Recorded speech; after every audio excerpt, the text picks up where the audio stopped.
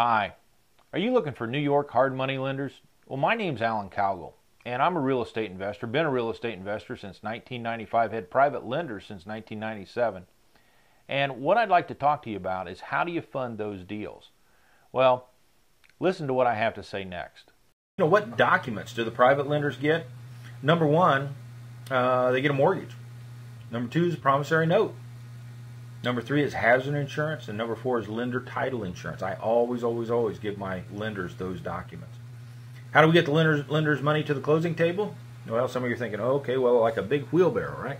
Well, no, you don't want them to send in a personal check. That's why I put that question there. You want them to send in a wire or a bank money order, because why? You got to have good funds. How is interest calculated? Well, you could amortize it, just like a bank would on a loan, or you could do what I do, which is pay simple interest only. And either one's fine. You just need to know the ramifications of each, because if you're paying simple interest, you're going to owe that whole loan when you pay the property off.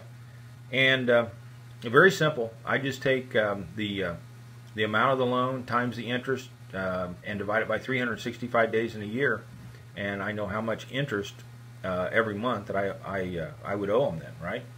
You can divide that next number by 12, and that'd be the interest in the month. So if you take the loan times the interest and divide it by, which would end up with the amount of interest over a 12-month period, divide that by 12, you'd have the interest in a month. And when you sell the property, will you give my money back or keep paying me interest? Now, this is a dangerous one for some of you. Let's say you borrowed money from your Aunt Gertrude, and she says to you, oh honey, when you sell that property, you just keep that interest coming. I love to get them checks, and I know you're good for it, and just put that money on the next property. Well, here's what you're inadvertently stepping into if you agree to that. You're committing fraud, and here's why. Did you tell Aunt Gertrude that her money would be secured by real estate?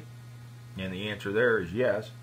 Well, if you keep money after you sell the property, which I call money in the gap between when you sell it and when you're getting ready to buy the next one, then her money's not secured.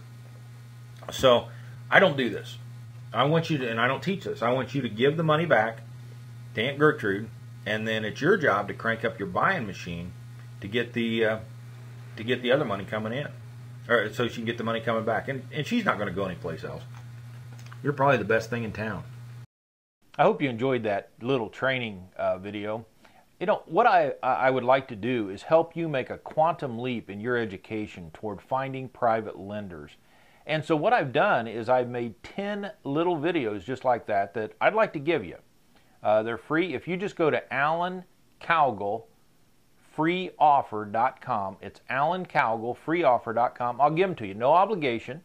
The reason I'm doing it, why, is, well, I've got a passion for helping folks become successful finding private lenders, and I'd like to help you. So you can pick up these free 10 offers videos right now. Just go to Alan Cowgill freeoffer.com and pick yours up to your wealth.